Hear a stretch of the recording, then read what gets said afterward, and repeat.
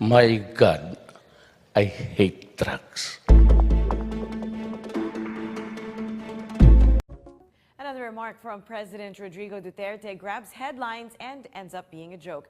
In a speech Monday, the president, known for hating drugs and being keen on ending the country's drug problem, said he uses marijuana. Mr. Duterte explained this helps him keep up with his hectic schedule, just like his experience at the recent Asia-Pacific Economic Cooperation Summit in Papua New Guinea. The president was speaking at an awarding ceremony for organizers of last year's Association of Southeast Asian Nations Summit in Manila. Here's the president in his own words.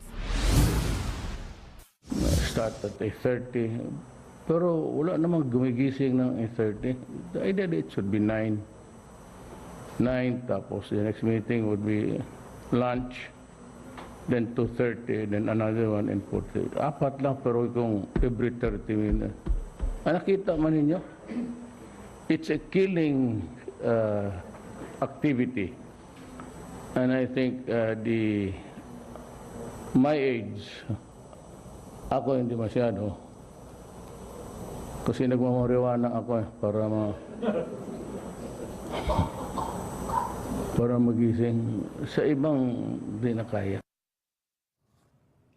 In a chance interview with reporters after a separate event, President Duterte clarified his statement.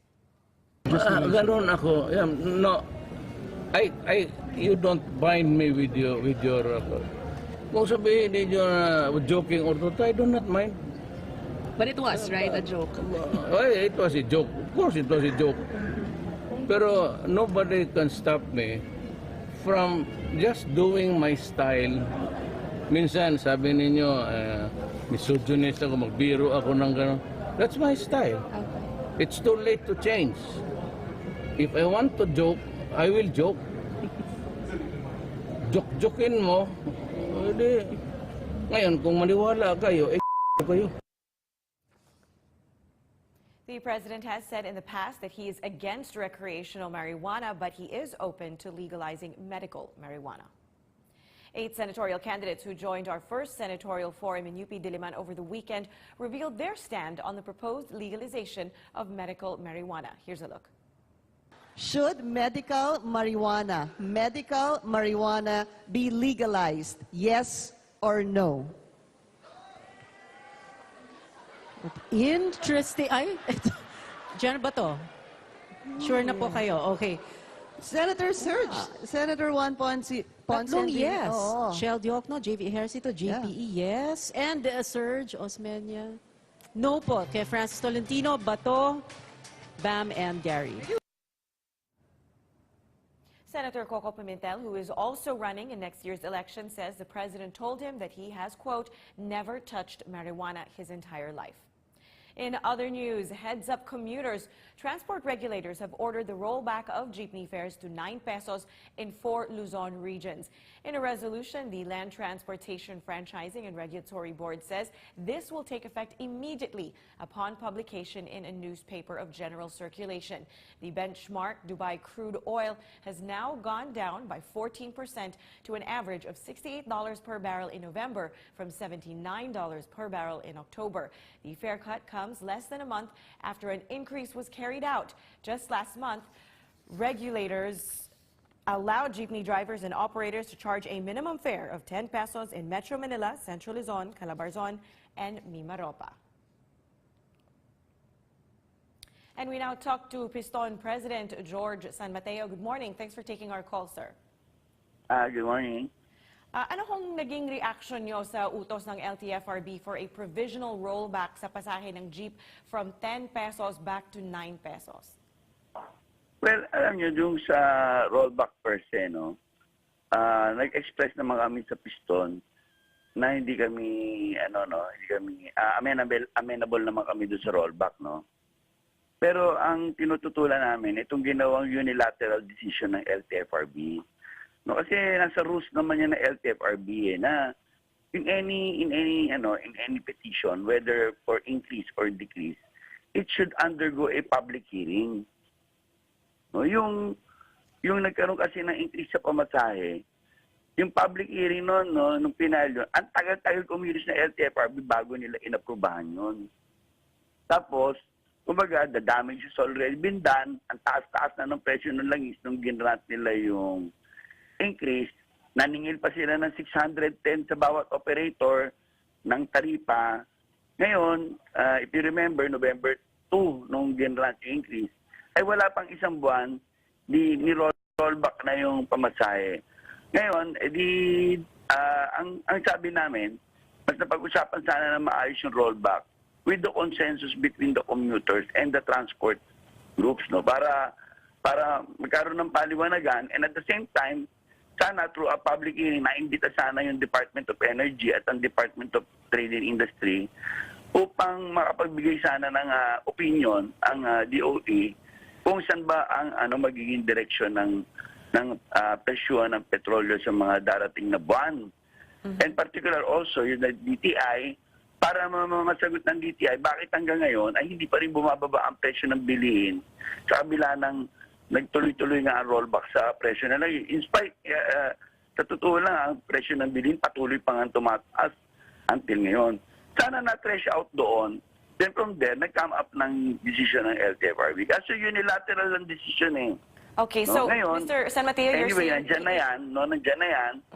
Ang pakiusap lang namin sa LTFRB, isoli nila yung mga siningil nila. Kasi it would be very unfair, no? Naningil sila ng 610 pesos sa mga operator nung after November 2. Marami pa nga nakapila pa rin sa LTFRB ngayon para doon sa taripa eh. Okay, so ngayon, you're saying, sir, you have not been able to speak to the LTFRB tungkol sa issue na to? Hindi, sinabi na namin sa kanila yan. Okay. No? So ano yung naging reaction nila when you told that to them? By the Congressional Transportation Committee last, I think that was November 14.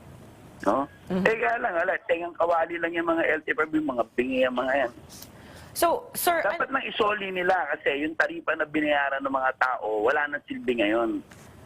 Wala pang 1 month no, yung taripa na yon, no? Dapat nang isoli nila yon yung taripa, to be fair. Okay, and when you told them this, sir, were they amenable to that? Of course, nagpapalusot sila.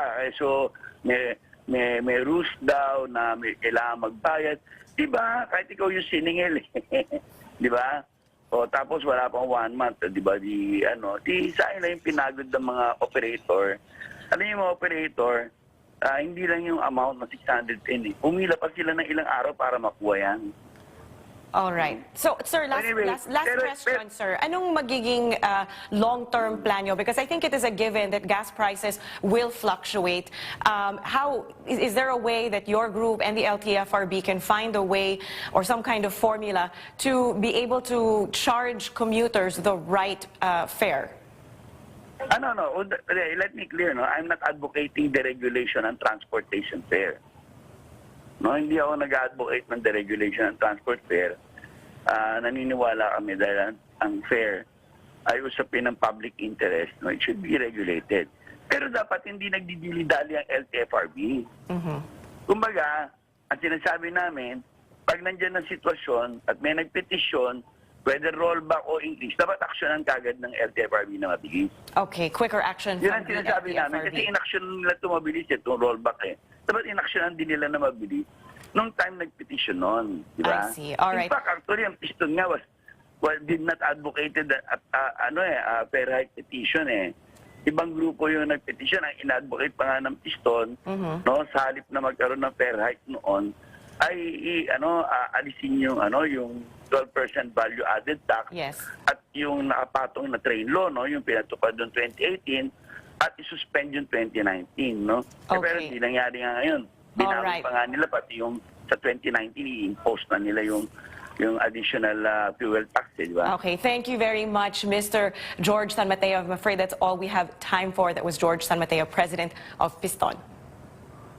And we're going to let you know exactly how he said it and how he took it back. Well, he said out in a speech, the conferment of awards at the ASEAN National Organizing Council officials in Malacanang. We'll tell you much more about that later on. But yeah, you said it was a joke. You know, he's such a personality anyway. Di ba? Alam mo naman, But, you know, it's going to stir up a lot of pots, It for will, sure. and I think he expected it. He expected, he knows his way, you know, around the media and journalists, considering he's a staunch critic on drugs. But, you know, people can all say, well, marijuana is organic, you know. It's legal in some countries. In some countries, so there you go. But moving on, the holiday is upon us. It is inevitable. It is here to stay. Holiday diet tips. I'm sure a lot of people are trying to figure out, how am I going to survive the holidays without putting on the pounds?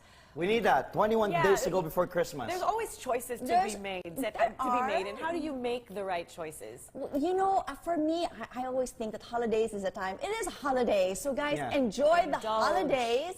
And, you know, do your life changes You the rest of the year, you know. But holiday is a holiday. Di ba lagi Enjoy pag it. sinasabi ko, diet ako. Ba't ka mag-diet? Christmas na, New Year na, Yes, holidays na. Now's not the right time exactly. to have like a diet. Pero, you know, every month is like a holiday for us anyway. So, so always stay tuned for that, sticking to your diet during the holidays. In the meantime, in the world of sports, sad news here.